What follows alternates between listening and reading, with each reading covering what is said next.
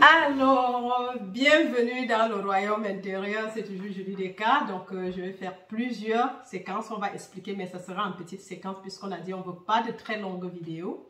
Et ça sera séquence par séquence, même si c'est au même moment. Voilà la prise.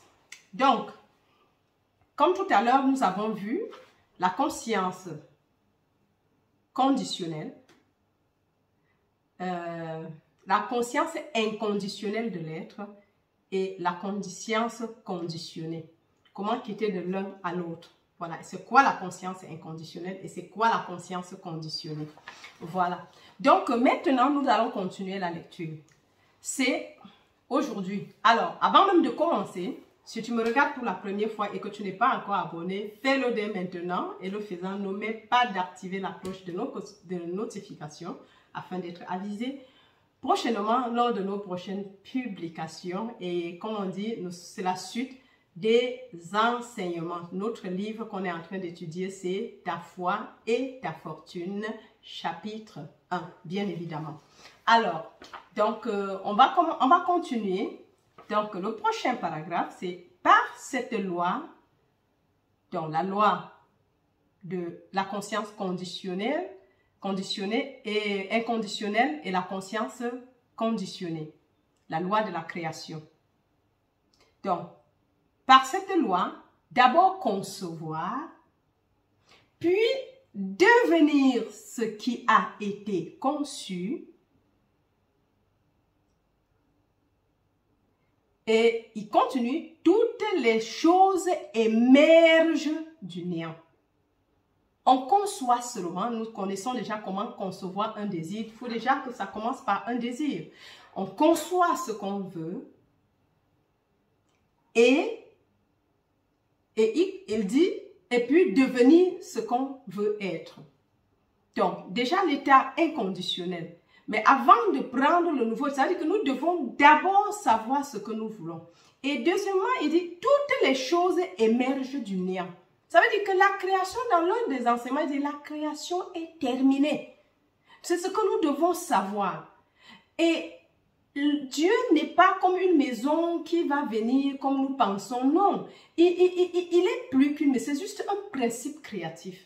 Si nous concevons si Dieu est en nous et notre je suis, c'est le je suis qui crée. Ça veut dire que c'est nous qui créons. Parce que si on comprend mal, on va penser que Dieu est assis au ciel quelque part et il crée pour nous. Non, c'est pour ça que la religion nous a permis de croire qu'il y avait un Dieu à qui on devait se tourner pour la création. Pourtant, en fin de compte, à la fin de la journée, c'est nous-mêmes qui créons notre propre réalité, mais d'une manière inconsciente. Qu'on le veuille ou pas, c'est le processus. Nous le faisons nous-mêmes et on pense que c'est l'autre. Mais maintenant, l'absolu, puisque même si je sais, maintenant, même savoir qu'en Dieu, je possède tout et que ce royaume est à l'intérieur de moi, vraiment. Mais les choses émanent automatiquement, la vie change. On quitte de l'état de manque parce qu'on est séparé à l'état de l'unicité. Ça veut dire qu'il y a, si on est un avec la source de toutes choses, mais nous sommes toutes choses. Donc ça devrait déjà nous racler comment on dit, l'état de manque. Du manque, nous revenons à l'abondance. Comme le fils prodigue. Il s'est séparé, il a pris pour lui et il est parti. Mais seulement il ignorait que quand il était chez le Père, il n'avait pas besoin de compter ce qu'il prenait. Il prend, puisque c'est infini. Le Père se manifeste incessamment en tant que cette chose. C'est comme un arbre. L'arbre ne se fait jamais de soucis que comment la sève va venir. Les branches ne se font jamais de soucis. Il suffit qu'elles soient connectées. Et la sève est infinie. Elle monte depuis des années. Nous avons des essences qui ont fait 3000 ans, qui sont 400 ans, et ils portent des fruits et que nous en mangeons et nous disons qu'ils sont succulents. Mais ils ne se font jamais de soucis. Mais nous, parce que nous savons la conscience inconditionnée, donc conditionnée, nous sommes déjà conditionnés par l'extérieur que nous voyons, et non à l'état d'être, parce qu'en état d'être, nous avons tout. Même le conditionnel, on n'a même pas besoin de la conditionner en s'imaginant à quelque chose. Si on sait qu'on a tout, tout se manifestera indubitablement au moment opportun quand nous saurons, le besoin va se présenter. Avant que tu n'appelles, je t'ai déjà répondu. Votre Père sait ce que vous avez besoin et c'est son bon plaisir de vous donner le royaume et non la maison et non la voiture et non l'argent et non je ne sais pas quoi. Le royaume contient tout. Si nous avons le royaume, nous avons Dieu et le royaume, Dieu est le royaume lui-même. Si nous avons Dieu, nous avons tout.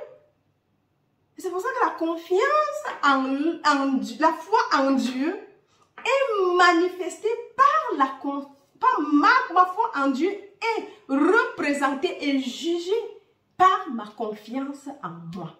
Ça, c'est important. Sinon, ça ne marche pas.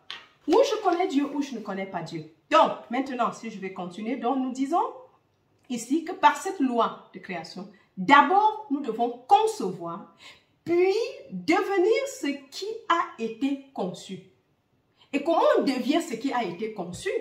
Tout simplement en disant, je suis ce qui a été conçu. C'était la maison. C'était quoi cette maison? Tu deviens cette chose.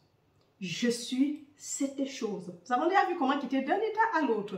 Donc, juste en nous disant, je suis d'abord l'inconditionnel, en vide, puis je suis identifié. Le plus souvent, on n'a rien parce qu'on s'identifie toujours à l'état qu'on ne veut pas. Bien sûr, si je suis sans emploi, je n'aurai pas d'emploi. Aussi longtemps que je m'identifie au sans emploi, je n'aurai rien. Mais si je sais que le Père est à moi, et il est le meilleur travail, et il est le meilleur emploi et la meilleure rémunération ou l'indépendance, bien sûr, je dois parler des choses différemment. Au lieu de voir la chenille, je verrai le papillon à être. C'est ça, la foi.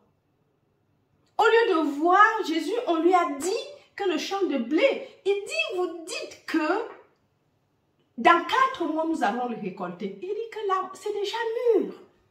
Il voit déjà la maturité. C'est maintenant, ce n'est pas dans l'autre. Puisque si tu ne la vois pas maintenant, tu ne l'auras pas.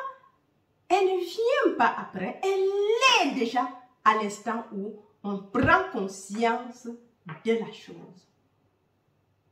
Donc, ce que tu es ou veux être, et ensuite devenir ce que tu as conçu. Toutes les choses émanent du néant. Donc, ne jamais regarder ce qui est parce que nous voulons voir ce qui est déjà. Mais la manifestation, selon les vies, c'est le néant. Tu le conçois, tu vas donner, tu conditionnes seulement ton état d'être inconditionnel. Tu crées toi-même que la lumière soit et la lumière fut. Ça veut dire qu'il a vu qu'il y avait le chaos et il n'y avait pas de lumière. Et on dit la lumière fut. Et ça, c'est le principe créatif de création, la prière la plus courte du monde. Donc, Dieu ne se met pas à prier et à jeûner. Non, que cela soit parce qu'il sait qu'il est tout. Voilà. Donc, et encore une petite chose avant d'arrêter. Alors, le deuxième paragraphe, c'est avant Abraham, où le monde était. Avant Abraham, où le monde était. Donc, Abraham est identifié ici comme étant le monde. Je suis. Quand tout le temps cessera d'être, je suis. C'est pas j'étais, je suis, parce que c'est toujours je suis. La conscience inconditionnelle ne s'occupe pas du passé, s'occupe de maintenant. Je suis maintenant. Et à partir d'ici, pas que tu ignores, mais en fait, tu quittes le passé à maintenant, parce qu'il n'y a que le présent en fait.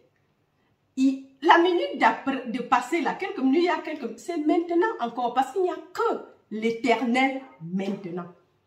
Demain n'est pas encore arrivé. Donc, ça veut dire que je serai. est en train de renvoyer ta manifestation. Donc, nous sommes, avec Dieu, nous sommes dans l'éternel présent. L'omniprésence de Dieu, ce n'est pas l'omnifutur ni l'omnipassé, c'est l'omniprésence de Dieu, ici et maintenant. Ça, c'est important de comprendre parce que dans la vie en général, tout ce que nous voulons faire et être, nous devons comprendre ces lois. Et ce n'est que cette façon, qui est Dieu, qui nous sommes en Dieu et qu'est-ce que nous voulons, ça ne peut pas être en dehors de Dieu. C'est le néant et le néant, c'est Dieu. Au commencement était Dieu, était la parole. La parole était Dieu et la parole était avec Dieu, la parole était Dieu. Tout a été fait par elle et rien de ce qui n'a été fait ne l'a été fait sans elle. Donc, ça veut dire que Dieu est l'unique substance. Là, Dieu, la conscience, le Christ est l'unique substance. C'est les mots synonymes. Et tant qu'on n'a pas compris ça, on a un souci. Et c'est pour ça que nous souffrons. C'est pour ça, dans la conscience inditionnelle, en tant qu'humain, Dieu a créé l'homme et non l'humain. L'humain, c'est la séparation.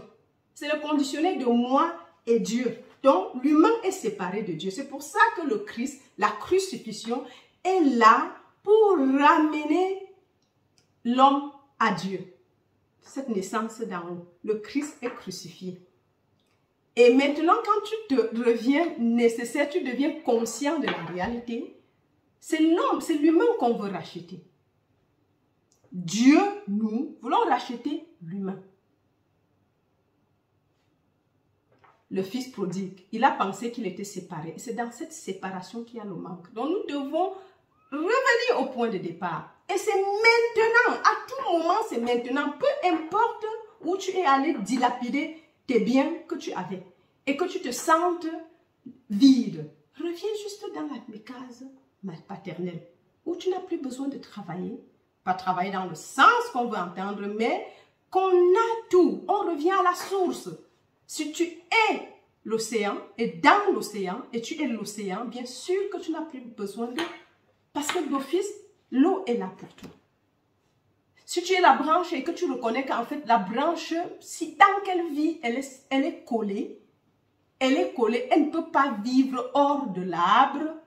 La branche est encore égale à l'arbre et l'arbre est égal à branche, branche et arbre. Ils sont un et non séparés. En réalité, n'a jamais été séparé, mais nous vivons juste le sens de séparation parce que Dieu est tout ce qui est. 1 plus 1, 2 fois 2 ou 3 fois 3 égale 5, c'est les mathématiques, mais une mauvaise réponse. Mais c'est toujours les mathématiques parce que en dehors de Dieu, il n'y a rien. C'est juste une mauvaise identification de toi, séparé. Et tu vis comme si c'était ainsi. Puisque tu crées, Dieu en nous, le je suis en nous est le principe créateur dont on crée par notre identification, en fait. C'est ça le drame. Comme j'ai pensé, c'est-à-dire j'ai conditionné la conscience inconditionnelle de l'être, que je le veuille ou pas, ça sera manifesté en tant que ma vie jusqu'à ce que je la rende inconditionnelle et puis je mets ce que je veux. Sinon, c'est l'autre état. Ce n'est pas une surprise. C'est ça qui va être. Nous sommes un avec Dieu. Nous sommes des créateurs de notre réalité, pas de l'autre. Hein. C'est pour nous qu'on nous créons. Et nous sommes des co-créateurs. Donc, nous sommes des créateurs. Co-créateurs les uns les autres, mais nous sommes des créateurs de notre propre réalité. Ça devait être très important. Et pour finir, pour terminer ce paragraphe, je suis la conscience sans forme de l'être qui se conçoit comme homme. Je suis la conscience sans forme de l'être qui se conçoit comme homme. Par la ma loi éternelle de l'être, je suis contraint d'être et d'exprimer tout ce que je crois être. Donc, c'est ce que je venais de dire. Donc, je reprends. Et c'est très important, c'est que je suis la conscience sans forme de l'être qui se conçoit comme homme. Oh, nous sommes des dieux. Mais au moment où tu deviens homme, tu l'es vraiment parce que est limité à tout ce que tu peux être.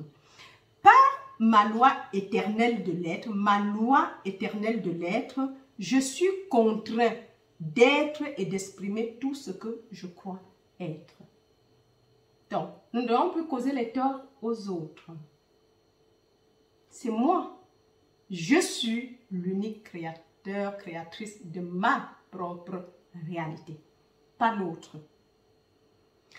Alors, on va s'arrêter ici pour le moment. C'est pas voir tout le chapitre qui est le problème. Il est tout court, mais on s'arrête ici avec les explications pour qu'on puisse un peu digérer cela. Et puisque c'est chaque jour, donc nous aurons quelque chose un peu chaque jour.